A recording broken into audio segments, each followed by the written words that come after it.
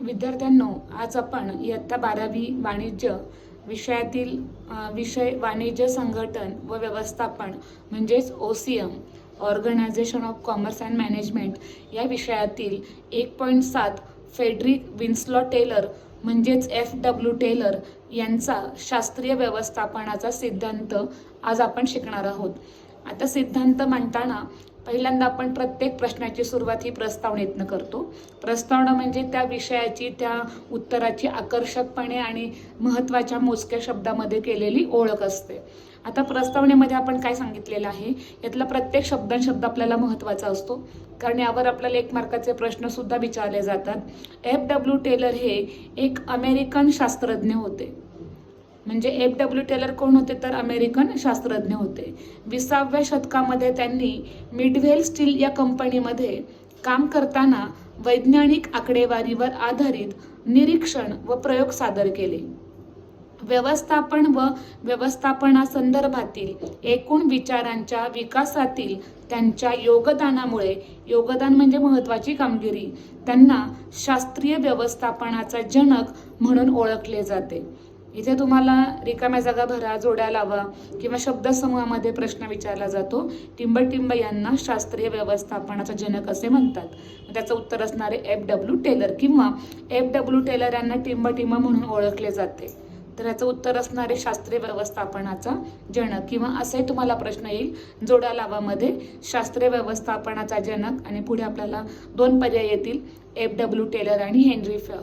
असं आपल्याला अनेक 1 मार्काचे प्रश्न या प्रस्तावनेवर आधारित आपल्याला परीक्षेला येऊ शकतील. आता याबरोबर आपल्याला अजून FW टेलर यांची आपल्याला बरीचशी माहिती घेता येतील की हे मिडवेल स्टील कंपनीमध्ये फिलाडेल्फिया येथे यंत्रकार म्हणून त्यांनी आपल्या कामास सुरुवात केली.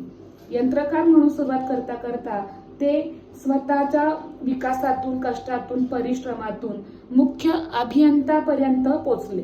आणि मुख्य अभियंतापर्यंत पोचताना त्यांनी त्यांचे जे प्रयोग सादर केले, त्यांनी जे निरीक्षणं सादर केली, ती सर्व निरीक्षणे वैज्ञानिक सिद्धांतावर आधारित होती, वैज्ञानिक दृष्टिकोनावर आधारित होती. व्यवस्थापन आणि व्यवस्थापन संदर्भातील अनेक योगदानामध्ये, विचारांमध्ये त्यांचा वाटा हा महत्त्वाचा आहे. म्हणून त्यांना शास्त्रीय व्यवस्थापनाचा जनक असे ओळखले जाते. आता टेलर यांनी काय केलं, व्यवस्थापनाचा सिद्धांत वैज्ञानिक प्रयोगावर त्यांचे सिद्धांत आधारित होते. या सिद्धांतात त्यांनी काय सांगितलं की निर्णय घेणे, त्याच वेळी संदर्भातील समस्यांचे निराकरण करण्यासाठी वैज्ञानिक दृष्टिकोनाचा अवलंब करणे हे अतिशय महत्त्वाचे आहे. टेलर यांच्या मते कोणती समस्या सोडवायची असेल तर मूलभूत नियम आणि चुकांमधून शिकण्याची पद्धत न वापरता त्यांनी वैज्ञानिक तंत्राचा वापर करण्यास भर दिला. चुका आणि शिका हे FW टेलर यांना कधीच मान्य नव्हते, कारण त्यांचं असं म्हणणं होतं, जे आपण चुकीचं शिकलो तर चुकीचंच आउटपुट बाहेर येणार आहे. त्यामुळे शिकतानाच, समस्या सोडवितानाच शास्त्रशुद्ध पद्धतीचा जर अवलंब केला गेला तर आपण सहज समस्यांचं निराकरण करू शकतो. असे वैज्ञानिक कार्यपद्धतीचा स्वतः मूलमंत्र जपणारे आणि आग्रह धरणारे सर्वात महत्त्वाचे आपण पाहतो व्यवस्थापन तज्ज्ञ, ज्यांना शास्त्रीय व्यवस्थापनाचा जनक असे म्हटले जाते, यांचा आपण आता अभ्यास पाहिलेला आहे. त्यांनी वैज्ञानिक म्हणजे शास्त्रीय व्यवस्थापनाची एक व्याख्या आपल्याला सांगितली आहे. ही व्याख्या आपल्याला पुढचं स्पष्टीकरण शिकताना अत्यंत उपयोगी पडणार आहे. व्याख्या आहे वैज्ञानिक म्हणजे शास्त्रीय व्यवस्थापनाची. FW teller, Frederick Winslow teller यांच्या मते त्यांनी व्याख्या काय सांगितलेली आहे, वैज्ञानिक व्यवस्थापनामध्ये व्यवस्थापनाला व्यक्तींनी नेमके काय करावे हे माहीत असणे आणि त्या व्यक्तींनी सर्वोत्कृष्ट काम कमीत कमी खर्चात पूर्ण कसे करतील हे पाहणे याचा अंतर्भाव होतो. याचा अर्थ काय घेणार आपण, व्याख्येचा अर्थ काय होतो की जे आपण काम करणार आहोत ते सर्वोत्कृष्ट कामगिरी कमीत कमी खर्चात पूर्ण होणे आवश्यक आहे. आणि व्यवस्थापनाला एखाद्या व्यक्तीने नेमकं कोणतं काम करावं, त्या व्यक्तीकडे कोणती कुशलता आहे, कौशल्य आहे, त्याला कोणतं ज्ञान आहे, कोणती अर्हता आहे, हे सर्व जर त्यांना आधी माहिती असेल तर त्यांनी कोणतं काम करावं हे आधी निश्चित केलं जातं. त्यामुळे काय होणार आहे, कमीत कमी खर्चामध्ये त्या व्यक्तीकडनं सर्वोत्कृष्ट काम पूर्ण करता येतं. आणि यालाच FW टेलर यांच्या मते वैज्ञानिक किंवा शास्त्रीय व्यवस्थापन असे म्हटले जाते. तुम्हाला याच्यावर 1 मार्काचा एका वाक्यात उत्तरे द्या प्रश्न येऊ शकेल किंवा संकल्पना स्पष्ट करा वैज्ञानिक व्यवस्थापन, यासाठी तुम्हाला ही व्याख्या 2 मार्कांसाठी अभ्यास करणं गरजेचं आहे. यानंतर पुढे आपण पाहूया वैज्ञानिक किंवा शास्त्रीय व्यवस्थापनाची तत्वे. वैज्ञानिक म्हणजे शास्त्रीय व्यवस्थापनाची तत्वे. एकूण FW टेलर यांनी 6 तत्वे मांडलेली आहेत. या 6 तत्वांचा आपण आज बारकाईने अभ्यास करणार आहोत. अतिशय साधी, सोपी आणि आपल्याला दीर्घकाळ निर्णय घेण्यास उपयुक्त ठरणारी, संघटनेला प्रत्येक निर्णयास मदत करणारी, संघटनेला यशापर्यंत नेण्यासाठी ही शास्त्रीय व्यवस्थापनाची तत्वे अतिशय महत्त्वाची आहेत. ही तत्वे आपण एक एक अभ्यासूया. तत्व पहिलं विज्ञान आहे, मूलभूत नियम नाही. याचा अर्थ काय होतो की संघटनात्मक कार्यक्षमता वाढविण्यासाठी रूल ऑफ थंब म्हणजे कोणते कसे निर्णय घेणे ही पद्धत न वापरता कामाच्या वैज्ञानिक विश्लेषणाद्वारे म्हणजे शास्त्रीय विश्लेषणाद्वारे योग्य पद्धतींचा वापर केला पाहिजे. तसेच सर्वसाधारण पद्धतीने घेतलेले निर्णय व्यवस्थापकाच्या वैयक्तिक आकलनावर आधारित असतात. म्हणजे जे साधारण नियम असतात त्यामध्ये शास्त्रशुद्धपणा नसतो आणि ते व्यक्तिगत अनुभवावर अवलंबून असतात. आणि शास्त्रशुद्ध निर्णय हे परिस्थितीवर अवलंबून असतात. टेलर यांनी काय सांगितलं, प्रत्येक लहान कामासाठी व्यवस्थापकाने वैज्ञानिक पद्धतीचा आग्रह धरावा, अवलंब करावा. किती छोटंसं काम असलं तरी वैज्ञानिक पद्धतीने ते काम केलं जावं. व्यवस्थापनाचे हे तत्व प्रत्येक कामाचे वैज्ञानिक विश्लेषण करून ते काम करण्याची सर्वोत्कृष्ट पद्धत शोधून काढणे याला महत्त्व देते. एकदा पुन्हा मी रिपीट करणार आहे. हे तत्व कशाला महत्त्व देते तर व्यवस्थापनाचे हे तत्व प्रत्येक कामाचे वैज्ञानिक विश्लेषण करून ते काम करण्याची सर्वोत्कृष्ट पद्धत शोधून काढणे याला महत्त्व देते. आता आपल्याला त्याचं महत्त्व कळालं असेल तर या कामासाठी लागणारी मानकं म्हणजे दर्जा, आवश्यक वेळा, आवश्यक उत्पादन व्यवस्थापकाने निश्चित करावे. यामुळे काय होणार आहे, वेळ आणि मानवी ऊर्जा वाचविण्यास मदत होणार आहे. तसेच अपेक्षित प्रमाणात उत्पादन साध्य होणार आहे. टेलर यांनी प्रत्येक वेळेस प्रत्येक समस्या सोडविताना लहान मोठी कामं करताना अतिशय लहान कामं असतील तरी वैज्ञानिक पद्धतीचा अवलंब करा असे या तत्वातून सूचित केलेले आहे. म्हणजेच विज्ञान आहे, मूलभूत नियम नाही, ह्या तत्वाचा आपल्याला अर्थबोध होतो. तत्व क्रमांक 2 समरसता आहे, विवाद नाही. समरसतेला आपण सोपा शब्द बघूया, सुसंवाद. आता सुसंवाद कोणामध्ये, व्यवस्थापन आणि कर्मचारी.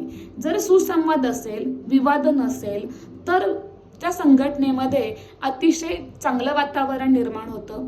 उद्दिष्टे पूर्ण करणं, उद्दिष्टे गाठणं शक्य होतं. म्हणजे या तत्वानुसार कर्मचारी आणि व्यवस्थापन यांच्यामध्ये सामंजस्य असले पाहिजे. कर्मचारी आणि व्यवस्थापन दोन्हींमध्ये समन्वय जर असेल तर संघर्ष कमी राहील, संघर्ष होणार नाही. कर्मचारी व व्यवस्थापन यांच्यातील सामंजस्यामुळे कामाच्या ठिकाणी पोषक वातावरण निर्माण होते आणि अपेक्षित ध्येय प्राप्त करणं म्हणजे यश मिळवणं शक्य होते. त्यामुळे संघटनेनेही कर्मचाऱ्यांच्या फायद्याचा, विकासाचा विचार करणं आवश्यक आहे. म्हणजे या तत्वाद्वारे संघटनेमध्ये समरसता आहे म्हणजे सुसंवाद आहे, विवाद नसावा असे स्पष्ट केलेले आहे. यानंतर आपण तत्व क्रमांक 3 अभ्यासणार आहोत, मानसिक क्रांती. अतिशय छान तत्व आहे. या तत्वाचा आपल्या दैनंदिन जीवनामध्ये सुद्धा खूप आपल्याला मदत होणारे, निर्णय घेतानाही मदत होणारे. आता मानसिक क्रांतीमध्ये FW टेलर काय सांगतात की FW टेलर यांनी मानसिक क्रांतीची संकल्पना मांडली आणि त्यांनी हे तत्व कर्मचारी व व्यवस्थापन या दोन्हींनी एकमेकांकडे पाहण्याच्या दृष्टिकोनामध्ये बदल घडवून आणण्यावर भर देते. म्हणजे व्यवस्थापनानं कर्मचाऱ्यांकडे कसं बघावं, कोणत्या दृष्टिकोनातून बघावं, कर्मचाऱ्यांनी व्यवस्थापनाकडे बघण्याचा दृष्टिकोन बदलवणं यावर हे तत्व भर देतं. कारण कर्मचारी व व्यवस्थापक या दोघांनाही संघटनेतील त्यांच्या समान अस्तित्वाची जाणीव पाहिजे. याचा अर्थ काय की कर्मचारी जितके महत्वाचे तितकेच व्यवस्थापनही महत्वाचं, व्यवस्थापकही महत्वाचं. प्रत्येकाच्या समान अस्तित्वाची जाणीव असणं गरजेचं आहे. संघटनेचे ध्येय प्राप्त करण्यासाठी दोघांनीही म्हणजे कर्मचाऱ्यांनी सुद्धा व्यवस्थापनाने सुद्धा पूर्ण सहकार्याने काम केले पाहिजे. यामुळे काय त्याचा चांगला परिणाम होतो तर उत्पादन क्षमता वाढते आणि पर्यायाने नफा वाढण्यास सुद्धा मदत होते. म्हणून मानसिक क्रांती हे तत्व खूप महत्त्वाचं की जेणेकरून कर्मचारी आणि व्यवस्थापन या दोन्हींनी एकमेकांकडे पाहण्याच्या दृष्टिकोनामध्ये आमूलाग्र बदल करणं खूप आवश्यक आहे. तत्व क्रमांक 4 सहकार्य आहे, व्यक्तिगत स्वार्थ नाही. मुळात संघटनाची आपण पाहतो की सहकार्यावर चालते, एकजुटीने काम करण्यावर भर देते. सहकार्य आहे, व्यक्तिगत स्वार्थ नाही. यामध्ये FW टेलर यांनी असं सांगितलेलं आहे की हे तत्व कार्यबल म्हणजे कर्मचारी व व्यवस्थापनातील परस्पर सहकार्याला महत्त्व देते. सहकार्य असेल, विश्वास असेल, संघभावना असेल, यामुळे काय होतं संघटनेमध्ये सुदृढ वातावरण निर्माण होते. निर्णय प्रक्रियेमध्ये व्यवस्थापनाने कर्मचाऱ्यांना दिलेल्या सूचनांचा कर्मचाऱ्यांनी नेहमीच विचार केला पाहिजे. तसेच व्यवस्थापनाने कर्मचाऱ्यांना सर्व बाबतीत संस्थेचा संघटनेचा एक अविभाज्य घटक सुद्धा मानले पाहिजे. तसंच कर्मचाऱ्यांनी जर चांगलं वातावरण असेल तर कर्मचाऱ्यांनी सुद्धा संपावर जाणे व व्यवस्थापनाकडे आपल्या अवाजवी मागण्या करणे इत्यादी गोष्टी टाळल्या पाहिजेत. जर सहकार्य असेल तर व्यवस्थापन व कर्मचारी यांनी एकमेकांना संघटनेचे 2 आधारस्तंभ मानले पाहिजेत. दोन्ही घटक तितकेच महत्त्वाचे. त्यामुळे परस्परांना सहकार्य करावं, आपोआप संघटनेला मदत होते. व्यक्तिगत स्वार्थाचा इथे जराही लवलेश नाहीये. एकमेकांना सहकार्य केल्यानं जो नफा संघटनेचा वाढणार आहे त्याचा सर्वांनाच फायदा होणार आहे, मग कर्मचाऱ्यांना सुद्धा आणि व्यवस्थापनाला सुद्धा. आता 5वं तत्व आपण घेणार आहे जबाबदारीचे विभाजन. जबाबदारीचे विभाजन या तत्वामध्ये FW टेलर असे म्हणतात की व्यवस्थापन आणि कर्मचारी यांच्यामध्ये नेहमीच कामाचे योग्य विभाजनासह जबाबदाऱ्यांचे योग्य विभाजन केले जावे.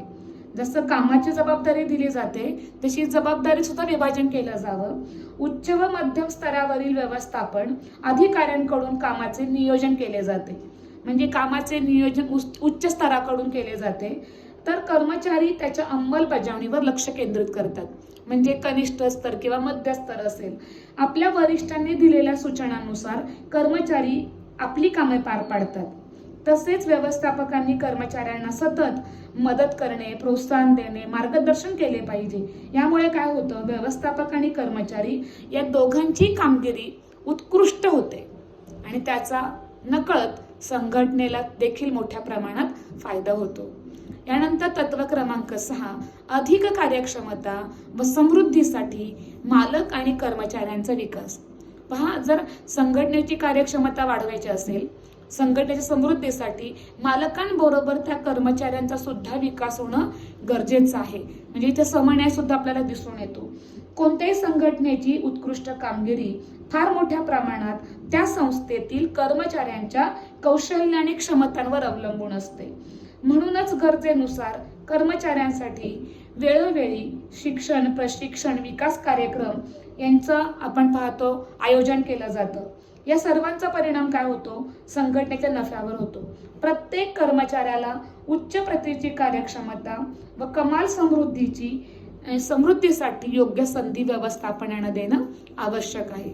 असं या संघटनेमध्ये काम कसं असावं, कसं केलं जावं ह्याबद्दल सर्व माहिती वैज्ञानिक व्यवस्थापनाची तत्वे आपल्याला पुरवितात. आता आपण आज जो टॉपिक शिकलो त्या टॉपिकवर प्रश्न कसे असणार आहेत, आपण आज काय काय शिकलो एकदा आढावा घेऊया. फ्रेडरिक विन्सलॉ टेलर म्हणजे FW टेलर यांचा शास्त्रीय व्यवस्थापनाचा सिद्धांत, त्यामध्ये प्रस्तावना. FW टेलर यांना शास्त्रीय व्यवस्थापनाचा जनक असे म्हणतात हे आपण पाहिलेलं आहे. व्याख्या आपण वैज्ञानिक व्यवस्थापनाची व्याख्या शिकलेलो आहोत. त्याचबरोबर वैज्ञानिक व्यवस्थापनाची एकूण 6 तत्वे आपण अभ्यासली आहेत. यावर तुम्हाला परीक्षेला असा प्रश्न येतो, शास्त्रीय व्यवस्थापनाची तत्वे स्पष्ट करा. किंवा बहुपर्यायी प्रश्नामध्ये सुद्धा प्रश्न विचारला जातो. तुम्हाला यासाठी 6च्या 6 तत्वे लिहिता येणं अत्यंत आवश्यक आहे. अतिशय साधी सोपी तत्वे आहेत. तुम्हाला एकदा दोनदा वाचून आणि लिखाणाचा सराव करून वेगवेगळ्या प्रश्नांचा अभ्यास करून तुम्हाला या प्रश्नाचं उत्तर येणं सहज सोप्या पद्धतीने तुम्हाला लिहिता येईल आणि परीक्षेला सुद्धा भरघोस मार्क मिळण्यासाठी या विषयाचा आपल्याला नक्कीच उपयोग होतो.